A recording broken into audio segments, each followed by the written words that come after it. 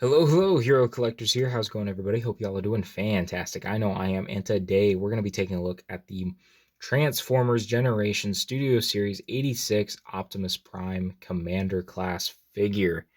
Without further ado, let's get into the review. Alright, taking a quick overview of this figure, we can see the classic look of Optimus Prime here. See that nice head sculpt. These antennas are a little wide. I will talk about that here after a bit. Got a very wide chest. Now it's the arms, of course, has the Autobot logo and smokestacks. Those are actually kind of loose, but they do move because of the transformation. Got those little arrows. Those should really be painted. Come around to the back. You can see his backpack. This doesn't bother me too much. I know a lot of people don't care for the kibble on the back.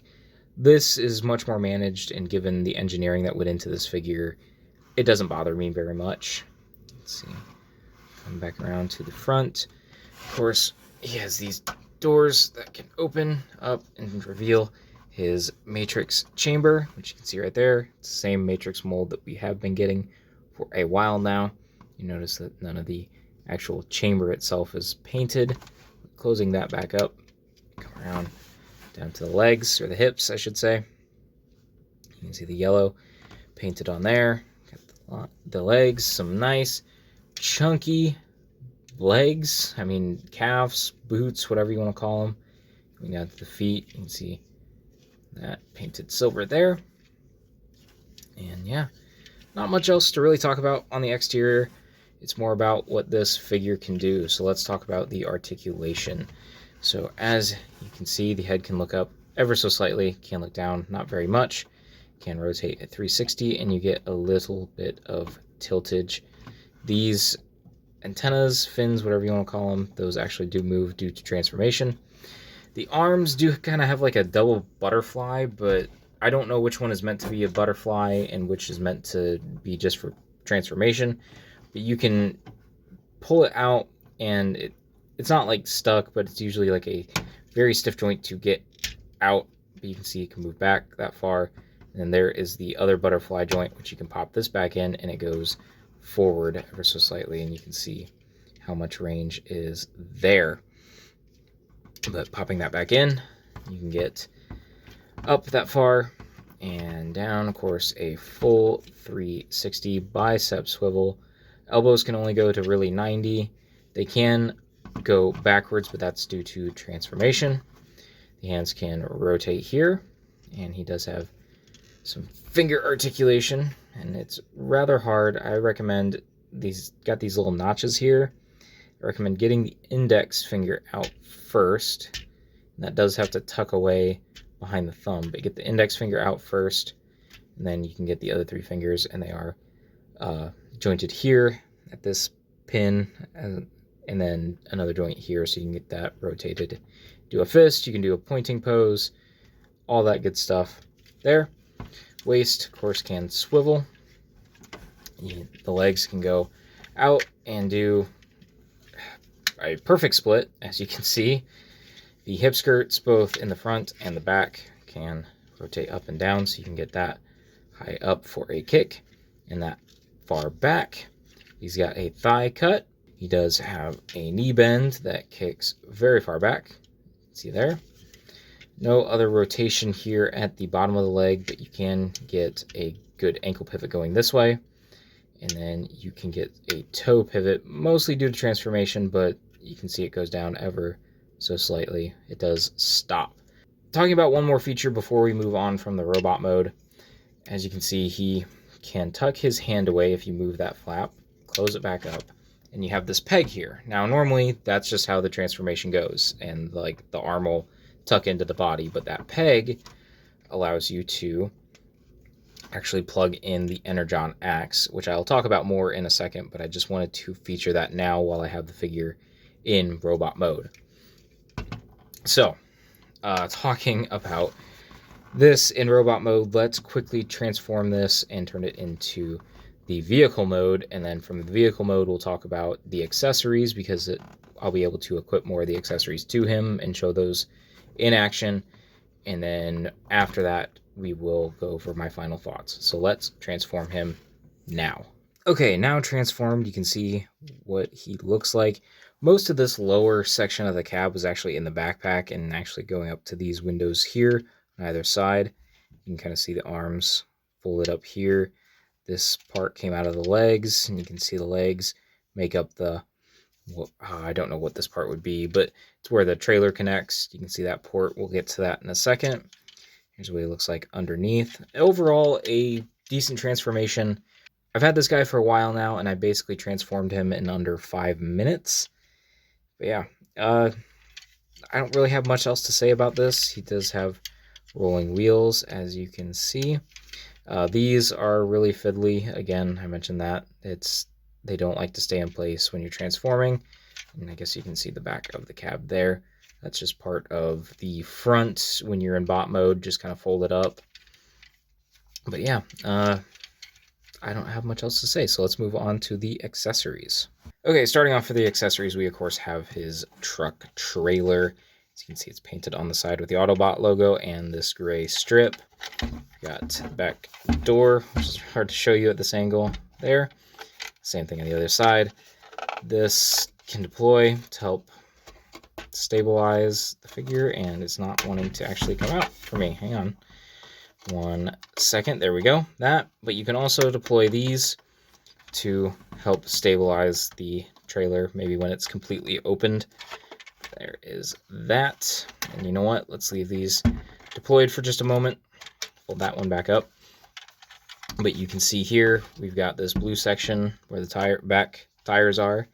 So what you do is, it's this back tail light section, untabs there, and you can see it's actually a compartment for some blast effects. So let's pull those out, and I will show those in just a minute. Once we get to the other effects, we can shut that back up. Okay, and we'll fold these back in. And as you can see here, this back door will open. It is actually tabbed on, so you can't open these without having that open. And then you can open this up. And let's deploy it like it's the battle station. And you can see all the different accessories here that are tabbed into the rest of the trailer. As you can see, there's the axe that we talked about earlier. Here are some blast effects for his blaster. I don't know if it has an actual name or not, but the blast effects are made of the same material as the axe, and it's a real, like, not rubber, but just a real pliable plastic. I haven't really taken any heat to them, but they're all warped, and I don't like that. You can see it just kind of pegs on there, and it can look like he's blasting somebody. But then you can see the peg here, and it's got a little slot to stay stored here on the trailer if you so desire. Set the gun down for just a second. But you can see he's got what is it called, roller, I believe. And I discovered that you can peg him onto this. I forget what it's actually called. But then this also has some pegs to not only plug in here up at the top, but also onto roller itself. And roller's got wheels that are working. And this whole thing can deploy. There's a claw that can open up. There's this like radar thingy. I don't know what it really is. And then this little cockpit, but nothing to really go in there. But yeah, all cool stuff there. Let's fold that back up there. And we'll set those off to the side for now because I want to show some of the stuff equipped to the truck mode. So let's set that off to the side for just a moment, and we will bring the truck mode back in. And we've got these blast effects so that when you want to recreate the scene in the 86 movie when he blasts off into battle, you can plug that right there, and then you can plug this one in right here. And then when you go to actually set him on, it keeps him level, but it gives that effect of a boost. These are actually two separate pieces, this blast here and then the ground kind of stabilization stand. They come separated in the package. You just kind of have to line up the shapes, and they plug in nice and easy.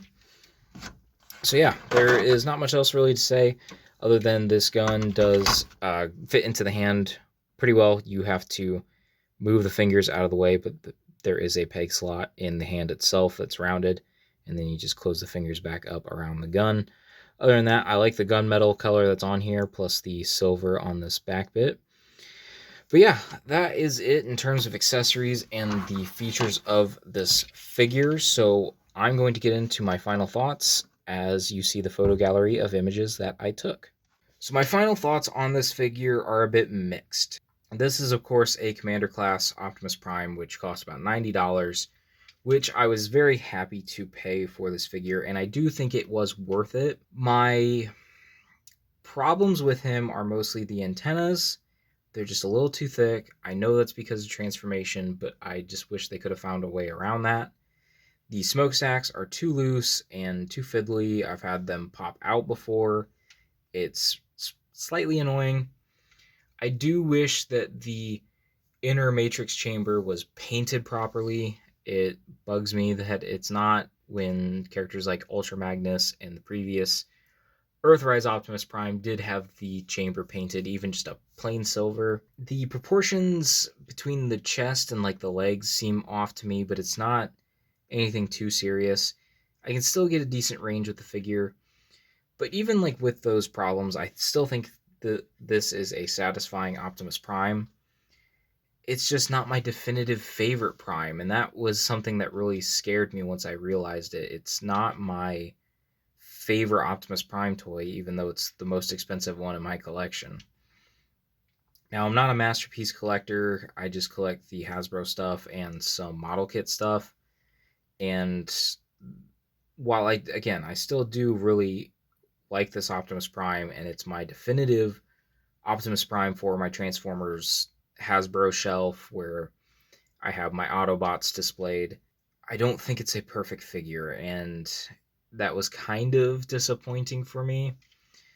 So my feelings are rather mixed, and it's kind of hard to talk about because also Optimus Prime is my favorite figure, so not being incredibly jazzed about this figure kind of makes me sad in a way, even though I'm still very happy with this figure. It's such a mix of emotions that it really throws me off sometimes, but I'm still not going to sell this guy. I really enjoy it. I can't wait to have him on the display with the rest of the Autobots. I'm really excited to finally do that. There's just so many things going against it for me to really love this figure. And maybe that's what I'm just trying to say is I just don't love it like I feel like I should have when I got him. Does he have the fun factor? I want to say yes. Yes, I did have a fun time taking photos. I'm kind of getting like a bit drained of taking Optimus Prime photos because you always have to do the faithful ones, the jump pose, the matrix pose. I try to do a little bit more to differentiate my photos with this guy. I did have a good time. It is a fun figure to pose. It does have some limitations, but you can work around them in ways. You're looking at the photo gallery right now. Hopefully you're enjoying the photos I did take. But getting into my final rating, I'm going to give it a 7.5 out of 10.